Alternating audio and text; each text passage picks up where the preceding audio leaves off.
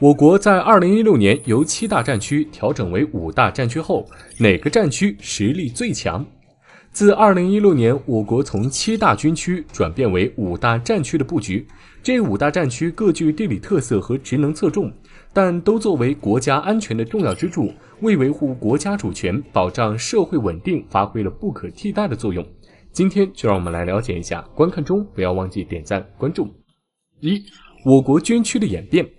自中华人民共和国成立后，我国原先设立了6大军区，包括西北、西南、华东、中南、华北及东北。随着时间推移至50年代初，我国军区的数量调整为12个。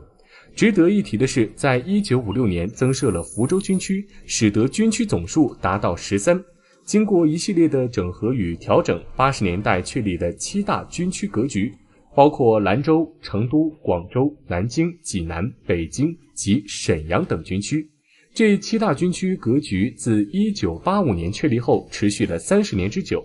然而历史的车轮不断前进，如今的7大军区已成往事。在2016年2月1日，为了更好地适应现代战争的需求，提高联合作战能力以及应对安全威胁的能力，中国人民解放军正式成立了5大战区，从而取代了此前的7大军区制度。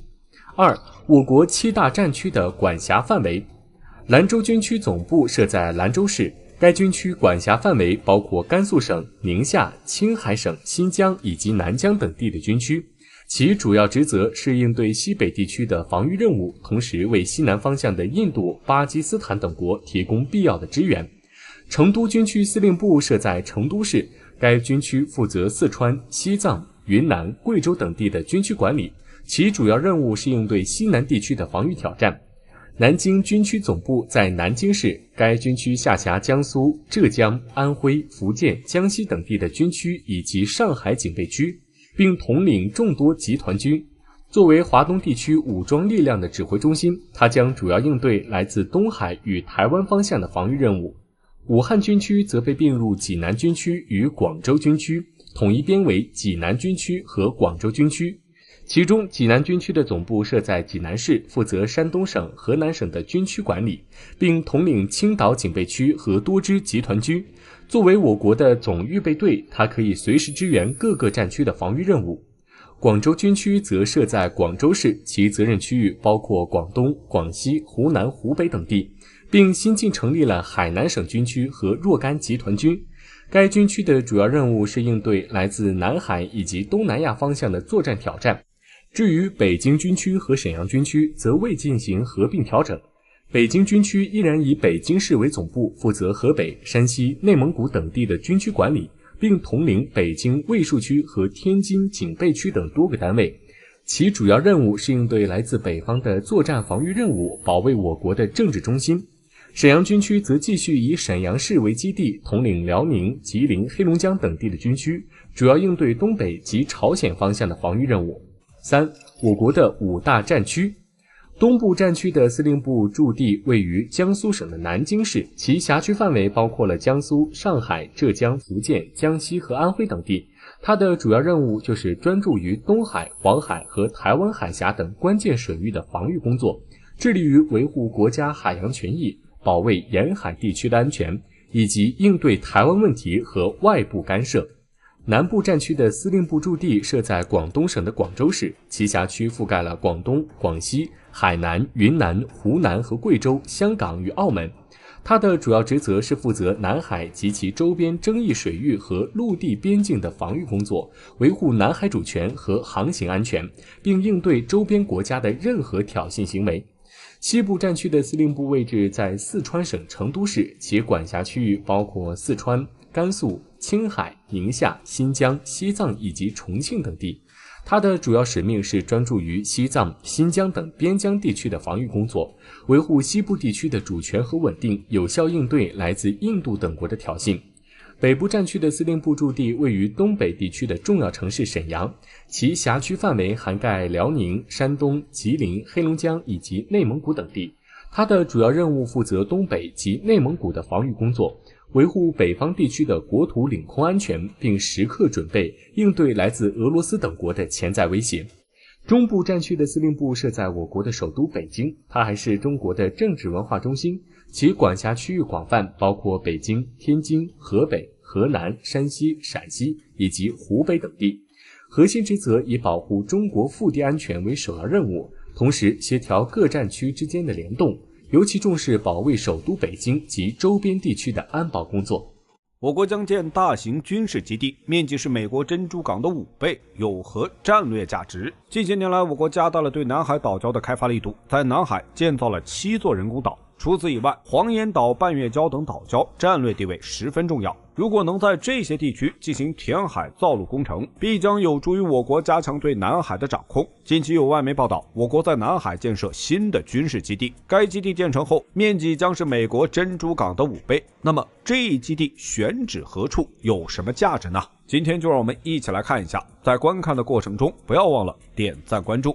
我国在南海的7座人工岛，包括美济岛、永暑岛、朱碧岛、华阳岛、南薰岛、赤瓜岛、东门岛等，这些岛礁的建设相对完整。美济岛是建设在美济礁上的人工岛，总面积约 5.66 平方公里。我国在岛上建设有机场、灯塔、医院等基础设施，是我国在南沙的军事基地之一。美济岛内部有天然泻湖，是避风良港，已经建成了大型渔业养殖基地。距离美济岛290公里处是永暑岛，永暑岛建设在永暑礁的西南部主礁盘上，长约26公里，最宽处约 7.8 公里，面积 2.8 平方公里。永暑礁的地理位置极好，位于引庆群礁和九章群礁的中心点，是太平岛与南威岛之间的必经之路。西北方向250海里处是越南金兰湾。朱碧岛建设于环形的朱碧礁上，面积 4.3 平方公里，距离中业岛大约23公里。西南方192公里处是永暑岛，东南方是太平岛。朱碧岛、永暑岛和美济岛是我国在南海的3大军事基地，三者互为依仗，呈品字形分布，堪称我国在南海的不沉没的航空母舰。这3大人工岛都位于南沙群岛，南沙北部的中沙群岛地处南海中部海域，扼守进出南海的交通要道。对中沙群岛进行建设，可以更好地稳定南海局势。近期根据相关报道，我国要对中沙群岛进行开发建设，将周围部分岛礁建设成军事基地。中沙群岛与永兴岛相距约200公里，现在正在建设的军事基地面积大约400多平方公里，相当于中沙群岛的6倍。这样的建设规模世界罕见。美国著名的珍珠港军事基地也才89平方公里。珍珠港位于瓦胡岛南岸，这里与深水港、火努鲁鲁港相邻，是整个北太平洋最大最安全的停泊港口之一。珍珠港是美军太平洋舰队的驻扎基地和美国的造船基地，民用船只和外国船舰不允许进入。珍珠港是美国在太平洋最重要的海空军基地之一，水域面积32平方公里，平均水深约14米，最多可以停泊500艘舰船。美国在珍珠港建设有舰船修理厂、干船坞、码头、燃料供应站以及必要的海军设施，因此珍珠港可以为航母、核潜艇等大型军舰提供维修、保养等服务。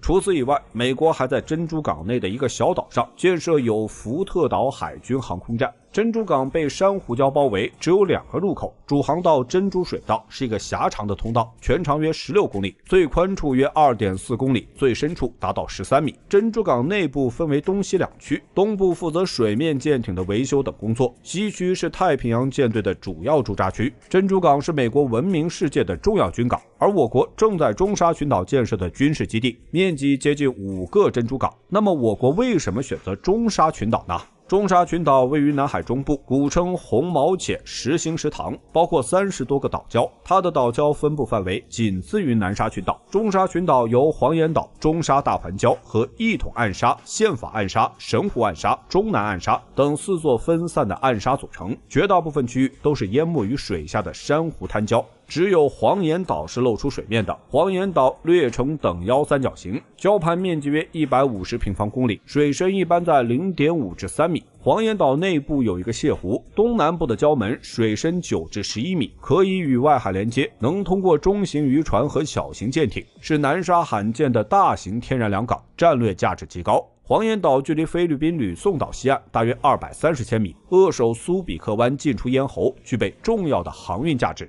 中沙群岛的主体是中沙大环礁，中沙大环礁长约140公里，宽约60公里，面积8400平方公里，略呈椭圆形，从侧面立体来看呈短柱形。中沙大环礁的西部是水深2500多米的深海槽，东部紧邻4000多米的深海盆地。中沙大环礁全部淹没于水下，已命名的暗沙一共26座，泻湖内漫步暗沙、平南暗沙等6座。环礁周围有季锰暗沙、海镇暗沙、安定连礁等20座暗沙，其中最浅处的暗沙是漫步暗沙，水深仅为9米，这个距离是比较适合进行造陆建设的。拉远镜头来看南海，南海通过巴士海峡、巴拉巴克海峡、苏禄海、马六甲海峡等地，连接太平洋和印度洋。东亚、东南亚的大部分地区都十分依赖南海，尤其是日本和韩国，南海承包了他们能源贸易的90%。而中沙群岛位于南海中部，渔业资源丰富，还是南海重要的油气富集区，初步探明的石油储量约5亿吨左右。而且中沙群岛位于南海主航道，与海南三亚距离585公里，北部与深圳距离675公里，东北方520公里处是东沙群岛，879公里处是台湾鹅銮鼻。中沙群岛西部距离越南大约533公里，东部与菲律宾相距276海里，向南大约120海里是南沙群岛。由此可见，中沙群岛与周边地区的联系相差不大。如果能将附近岛屿紧密连接起来，将成为我国的一道重要屏障。如果印度分裂会变成几个国家，东北6邦能否归划我国管辖？印度作为一个拥有14亿人口的大国，如今已经是5常外最壮实的国家之一，它的一举一动很难不引起世界的关注。但在各方面的发展上却没有形成一个良好的市场效应，导致印度的发展始终难有突破。不过有意思的是，很多人都不认为印度未来会越来越强大，反而觉得它有可能会走向分裂。分裂后的印度又会变成几个国家呢？今天就让我们来了解一下，观看中不要忘记点赞关注。印度最大的心病，东北6邦。印度东北6邦的面积约 17.85 万平方公里，虽然不到印度国土总面积的 6%， 人口也仅占印度总人口的1/30，但他们与印度主流的民族和宗教信仰存在显著差异，使得与主流社会的融合变得异常困难。这6个邦地处东南亚地区边缘，居民主要为黄种人，且信仰佛教，与印度其他地区的文化和宗教背景迥异。这种文化差异使得印度的东北6邦在融入国家主流社会时面临着巨大的挑战。此外，这6个邦仅通过一条狭窄的西里古里走廊与印度本土相连，这为地区间的交流与沟通带来了诸多不便。西里古里走廊不仅是印度东北6邦与本土的唯一陆上通道，更具有极高的战略地位。它北临印度西金邦，南接孟加拉国，西北和东南则分别靠近尼泊尔和不丹。这条走廊的狭窄长度仅22公里，宽度却从东到西逐渐变窄，东部宽达33公里，而西侧仅21公里。西里古里走廊不仅是印度国土的咽喉要地，也是印度国土布局和形势上的关键所在。印度东北部领土的地缘局势十分微妙，由于仅仅依靠这条狭窄的西里古里走廊与主体部分相连，整个东北地区的边界中只有 1% 的部分与西里古里走廊相连，剩余的 99% 则被中国、不丹、缅甸和孟加拉国所包围。这种地理上的孤立和文化差异使得印度在处理东北6邦的问题上更加棘手，所以在印度的东北6邦一直以来都存在非常多的分裂主义和武装势力，想要脱离印度的统治。印度一旦解体将分裂成几个国家，若印度最终面临分裂，最先渴望独立脱离的将是东北部的6个邦，随后西金邦也可能紧随其后寻求独立。西金地处中国、印度、不丹和尼泊尔的交界，拥有7096平方公里的面积，历史上曾是一个独立的王国，直到1975年西金才被迫并入印度。因此，若印度解体，西金极有可能再次独立成国。此外，印度本土可能会分裂为南北2部分，南部的各个邦可能会单独或联合实现独立，而北部则以新德里为首都，形成新的印度实体。而位于西北边陲与巴基斯坦接壤的克什米尔地区，历来是印度与巴基斯坦的争议焦点。该地区横跨青藏高原与南亚的交界处，总面积大约 17.3 万平方公里。目前该地区由印度与巴基斯坦共同控制，印度控制了大约 52.5% 的地区，面积可达 9.4 万平方公里，巴基斯坦控制的面积约 8.59 万平方公里。若印度发生分裂，印控克什米尔可能脱离其掌控。我国在此地的阿克塞钦以及喀喇昆仑走廊问题也将得以解决。3. 东北六邦脱离印度会归属我国吗？有观点认为，在印度解体后，其东北部的某些邦可能会与我国建立更紧密的联系，或者归属我国。其中，曼尼普尔邦是最具代表性的。曼尼普尔邦位于印度最东端，与阿萨姆邦相邻，东侧紧接缅甸，北邻纳加兰，西南则是米佐拉姆，其总面积超过 2.2 万平方公里。尽管没有与我国接壤，但与我国有着深厚的文化渊源。曼尼普尔人的外貌与华人相似，他们对于印度的文化和传统持有疏离的态度。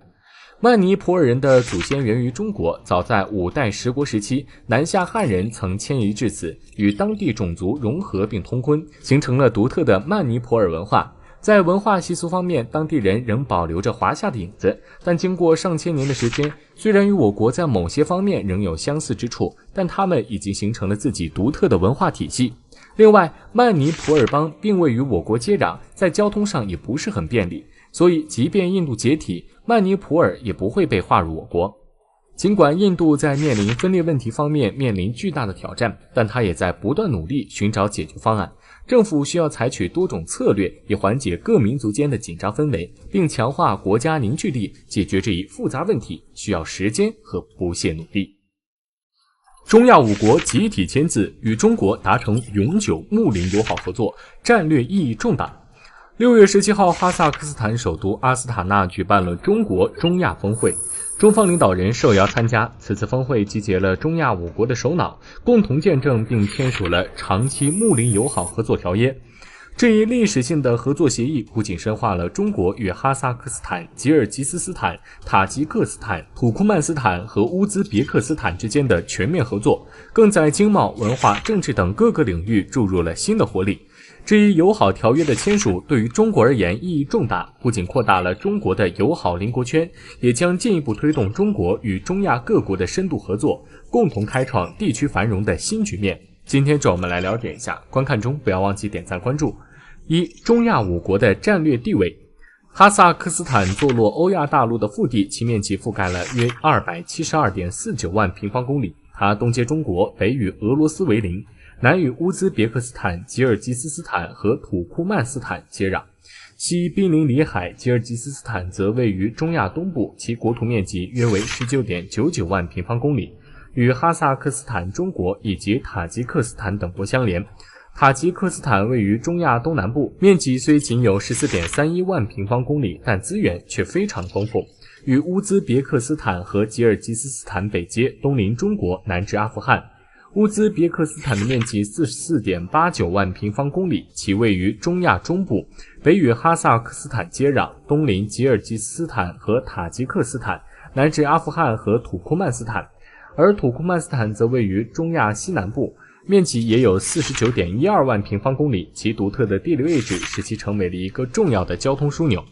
中亚5国总体处于亚欧大陆的心脏地带，具有不可估量的地缘政治和战略意义。这些国家位于各大国的交界处，如北接俄罗斯，东邻中国，南连伊朗、阿富汗等国，西濒里海和高加索地区。这种地理位置使得中亚成为地缘政治的重要缓冲区，对周边大国的安全和稳定产生了深远的影响。中亚的稳定与繁荣不仅对邻国至关重要，而且外部势力的介入也可能对地区战略平衡产生重大影响。此外，中亚还是连接亚欧交通的重要通道，古代丝绸之路便经过这里，连接了中国与欧洲。现代的第2条亚欧大陆桥也穿越中亚，从中国的连云港经中亚直达欧洲的鹿特丹，大大缩短了太平洋沿岸到大西洋沿岸的旅程。这一特殊的地理位置使得中亚在交通网络中占据了举足轻重的地位。同时，中亚地区的资源丰富，被誉为第2个中东。哈萨克斯坦的油矿和钨矿储量居世界前列，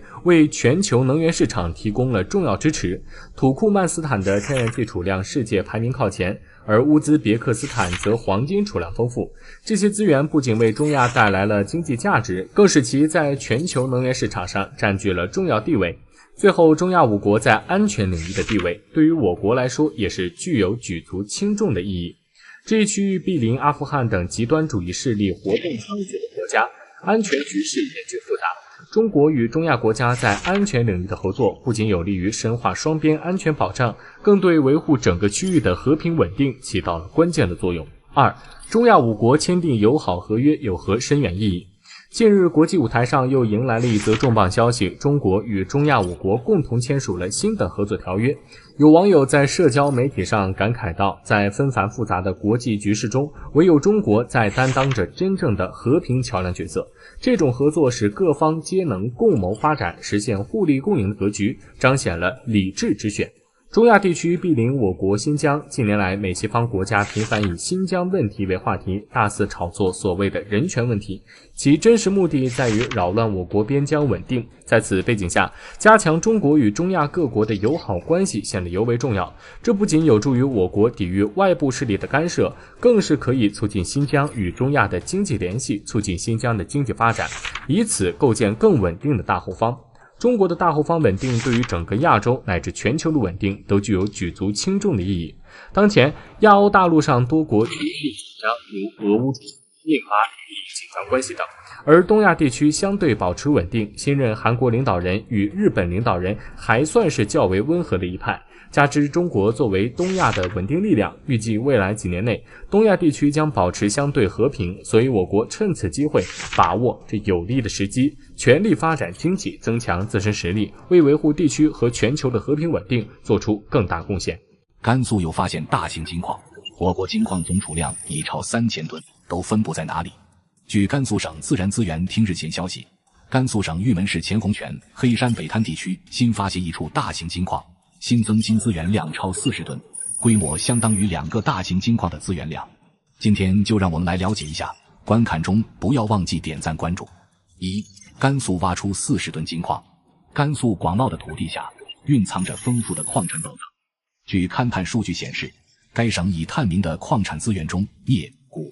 铂族等14种战略性矿产的储量均位列全国榜首，黄金资源量更是惊人的超过了1600吨，稳居全国第2。在这片土地上，北山城矿带以其密集的金矿床分布而闻名遐迩。时间回溯到2017年，甘肃省自然资源厅精心策划并启动了玉门市钱洪泉黑山北滩地区15万矿产远景调查项目。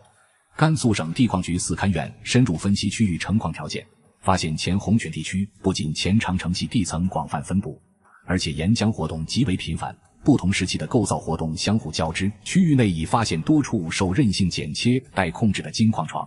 鉴于钱洪泉恰好位于北山南带的巨型韧性剪切带上，专家们预测该区域具有巨大的金矿找矿潜力。随后4勘院迅速行动，组织专业团队采集了大量水系沉积物样品，并成功圈定了16处以金为主的综合异常区域。2018年前，洪泉金矿点首次被发现。接下来的2年里，勘察范围不断拓展，矿化带长度超过10公里，多条达到工业品位的金矿体被相继圈定，为后续的勘察工作奠定了坚实基础。紧接着，玉门市钱洪泉金矿普查项目正式拉开帷幕。2021年4勘院在原有矿调项目的基础上，申请将勘察区面积扩大至 26.04 平方千米，将钱洪泉金矿勘察增储作为主攻方向。随着新一轮找矿突破战略行动的深入实施，甘肃省自然资源厅进一步加大了勘察力度和资金投入，新发现了一条长达14千米、宽度在10至100米之间的金矿化带，新增金资源量超过40吨，相当于发掘出2座大型金矿。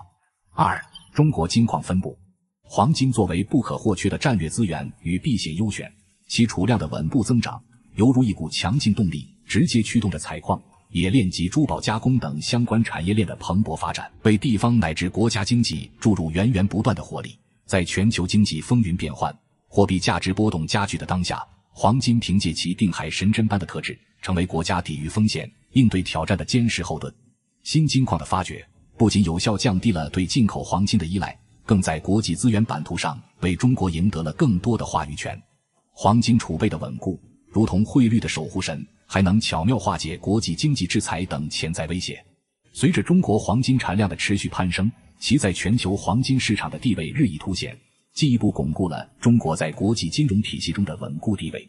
中国金矿总储量超3000吨，主要分布在东部的胶东半岛、燕辽金矿区，中部的小秦岭地区，西部的内蒙古、青海、云南、贵州、甘肃、新疆等地，以及福建紫金山金铜矿等重点矿区。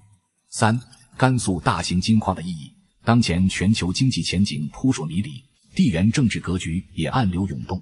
这促使投资者对避险资产的追逐热情持续升温。黄金这一承载着历史与信任的避险瑰宝，正迎来新一轮的市场热潮。回溯2年前，国际金价尚在每盎司2000美元下方徘徊，如今其价格已如脱缰野马，涨幅甚至超越了股票市场。这无疑映射出投资者对安全、稳定且能保值资产的深切渴望。甘肃新金矿的横空出世，恰似一剂强心针，为投资者的信心添砖加瓦，同时也让市场的避险情绪愈发浓厚。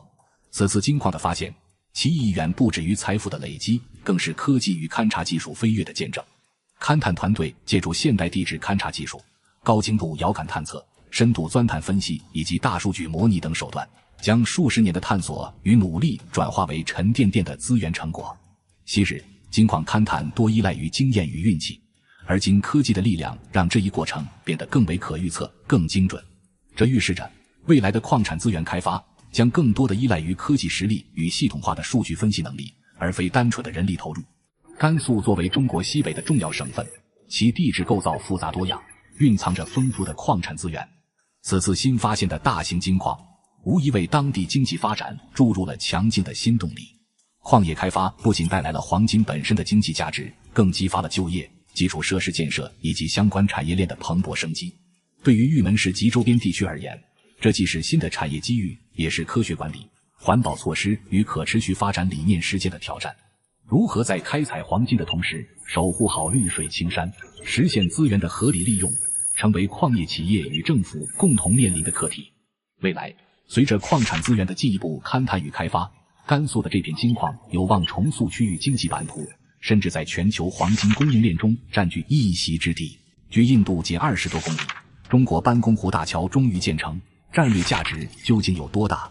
近期我国西藏阿里地区的日土县发布了一条关于自驾行的公告，直接导致印度破了大防。导致这一方面原因就在于，这场自驾行可是包含了我国精心策划的班公湖大桥。目前班公湖大桥已经正式通车，不仅改写了中印在班公湖地区的力量平衡，只要我国愿意，还能将印度的防线瞬间崩塌。今天就让我们来看一下班公湖大桥的影响力为何这么大。观看中不要忘记点赞关注。1. 美丽神奇的班公湖。位于青藏高原西部的班公湖，它的东西两端最长的距离可达155千米，而南北两端的宽度平均仅有4000米，是世界上最狭长的湖泊之一。班公湖目前被中印实控线一分为二，正处于中印两国共同控制的状态。班公湖 68.5% 的面积被我国掌控，可达413平方公里。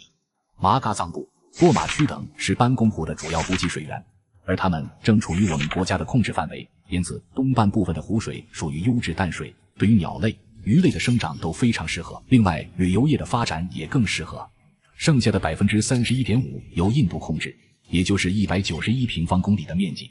该区域因淡水稀缺，蒸发作用显著，形成了典型的咸水湖，生态环境严峻，难以支撑印军在此进行大规模驻军和开发活动。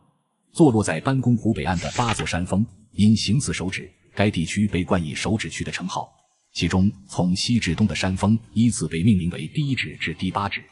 这一地带不仅是中印军事对峙的关键区域，还是双方主权争夺的焦点地带。目前印度控制着第1至第3指区域，其中楚舒勒附近的区域尤为关键，被视为其前沿阵地，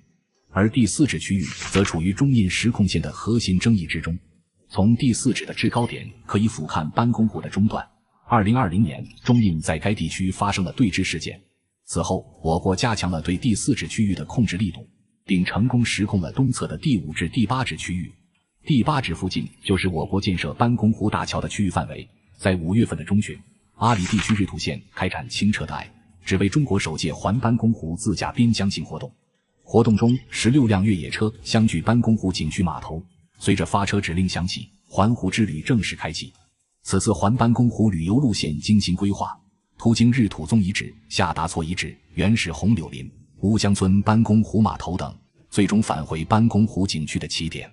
这不仅是我国第一次将班公湖大桥进行公开披露，同时还向外界传递了班公湖已稳稳掌控于我国手中的信息。2. 班公湖大桥的战略意义。据《欧亚时报》于2024年8月初的报道，根据最新卫星照片显示，中国在班公湖地区正在加速建设第2座公路大桥。目前该桥已进入铺设沥青的最后阶段，预计不久后将正式通车。回溯至2022年，我们曾在距离边境线仅20多公里的湖面最窄处建造了一座500米长的预制件公路大桥。这座桥虽只适用于轻型装甲车辆的通行，但彻底结束了班公湖无桥梁的历史。事实上，这座桥作为预备工程的一部分，为后续的更大规模建设奠定了基础。如今紧邻其旁，我们正在建设一座更为宏伟的新桥。新桥的桥面更宽，承重能力更强，甚至可以容纳15式轻型坦克的通行。